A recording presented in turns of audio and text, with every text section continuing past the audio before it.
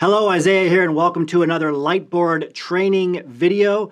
Today I'm going to talk about the four major points of the four major sticking points that PhDs face in their job search, okay? Number one, not knowing where to start.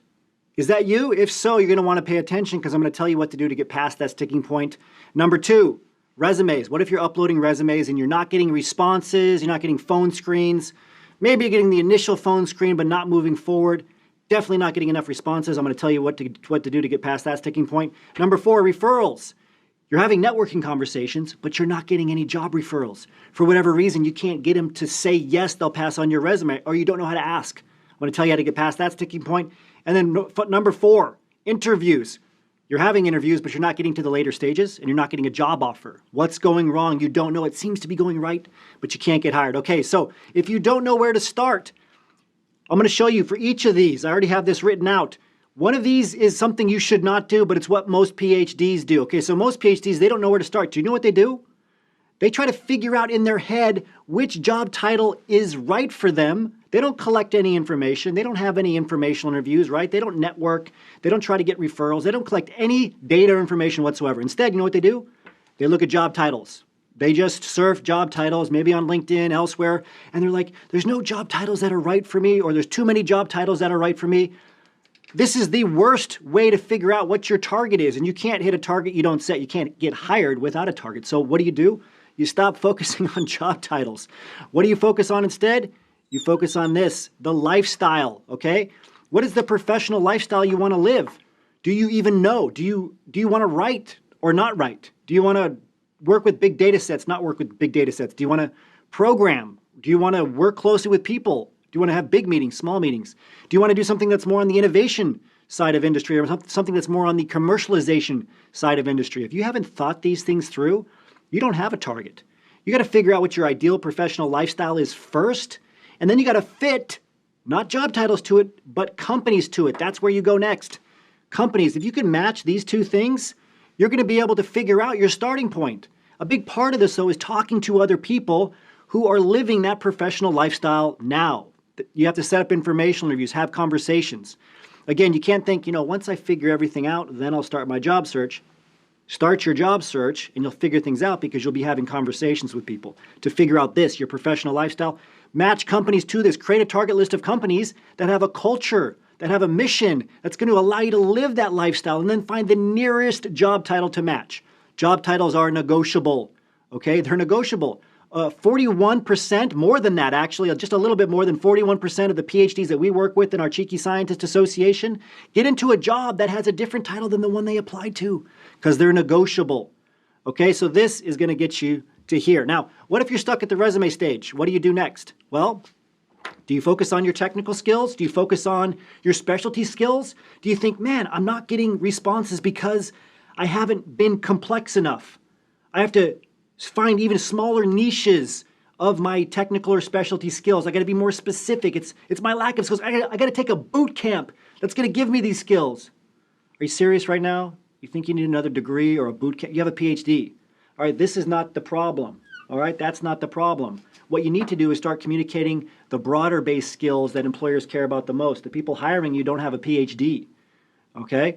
They're looking to see, okay, can this PhD actually talk to people who don't have a PhD? This means the simpler skills like research, innovation, analysis. They're the broader skills that give rise to these very niche technical or specialty skills. Time management, cross-functional collaboration, regulatory acumen, technical literacy. Do you even know how to speak that language? Right? Then you got to communicate your results. What quantified results have you achieved? The impact of the result is not what matters. It just matters that you can communicate in terms of performance and results and achievement. That's what employers care about. Okay? They want to see that you can speak the performance language that they care about, not just the language of chronological order and tenure. Which brings me to this. You got to use a functional format on your resume. Even if, now listen carefully for those of you that are saying like, oh, I don't like the functional format. The functional format gets rid of the dates in the work experience section and puts the skills that you have at the top, and then underneath says gained as a professor, gained as a graduate research assistant, or gained as a postdoc or TA. Okay, some people don't like this, but guess what? Even a chronological order resume or reverse chronological order resume should start with a professional summary that is just based on impact, function, relevancy. This type of functional formatting has been around for decades, okay? In academia, they worship chronological order and tenure, but in industry, they worship, right, function, performance, results. That's what will get you to here, okay? And these two things, by the way, these two things might happen simultaneously. I get a lot of questions from PhDs who say, you know what, should I apply to the job first or wait till I get a referral, right? Or if I'm talking to somebody about a job and it hasn't moved forward to them passing on my resume, should I apply in the portal? Yes, do both. You can do both of these simultaneously. Now, if you're stuck here, though, and you're networking with people, you're one of these PhDs that I talk to that say, yeah, I'm kind of extroverted. I think I got networking figured out. I think I got interviewing figured out for that matter. These people often come back to me and say, Isaiah, I'm having great conversations. I'm talking to them about their jobs, etc., but it's not going anywhere. I'm not getting any results. It's because you're doing this. You're having random conversations. Who cares if you can have a random conversation? Of course you can have a conversation. Congratulations, right? My kids can have conversations with strangers, all right? It doesn't matter. Like you can be put in front of somebody and then have a conversation with them. Well done. Can you drive a result? Can you drive a result, okay? And this is what I mean by the straight line. You want to have straight line conversations. What's the straight line? To this. This is your target, okay? This is the target right here. To get a referral.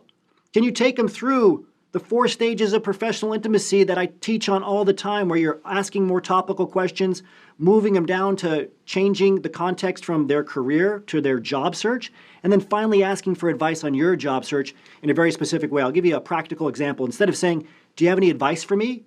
There's no context there, right? Yeah, don't jump off a cliff. There's some advice. There's no context to that question. You want to say, do you have any advice for somebody that's in my position who wants to get into a job like yours? That has the context to take them on the straight line to getting a referral. Is there anyone else you could introduce me to at the company who could tell me more about what it's like to work here? That, right, is on a straight line. There's a purpose to that. You're driving a result. You're keeping the context tight, right, on the job search process. And in this case, at the very end, you're asking the right question. Now, if you get stuck here, otherwise, you can always change your thresholds. When somebody says that they've tried everything and they're having lots of conversations, nobody is giving them a referral, I say, send me the snapshots of everybody you've had a conversation with, right? It pretty quickly dwindles down to they've reached out to like 3 people. All right, if I told you had to reach out to 1,000 people to get a referral, you probably wouldn't feel very bad if you reached out to 3 and you didn't get a referral. So check your thresholds, right? You should be reaching out to dozens of people per week, okay? And that's what's going to lead to here, because these conversations, right, they're going to lead to interviews through a referral, possibly through an informational interview that suddenly shifts to an actual interview. But you'll be talking to people and you'll be uploading your resume, which is going to take you to getting interviews. Now, a lot of you, you're having interviews and you're like, these interviews, it feels like everything's going right, but then they don't answer me. This isn't academia, right? In academia, if you answer a question incorrectly, right, within seconds, people are telling you answered it incorrectly. They can't wait. They're crawling all over each other to tell you that you have a hole in your logic, right? Because we're taught to be reviewers in academia, and that's fine for academia, but in industry, during the interview process, they're just going to smile and nod, right? And then not contact you anymore. So just because it feels right does not matter, right? You have to give them certainty in 2 key areas, right? Number 1, this is number 1 right here, that you're the best fit for the position and you don't just rattle off skills or your passions. You got to tell them about problems that you've solved in the past that are relevant to the problems that they need you to solve. Use a very specific technique that we teach on in our program called the STAR technique for that. And then number 2, you got to actually tell them that you're my number 1 choice. Why would they give you a contract if you haven't built a case to them that you're serious about taking it?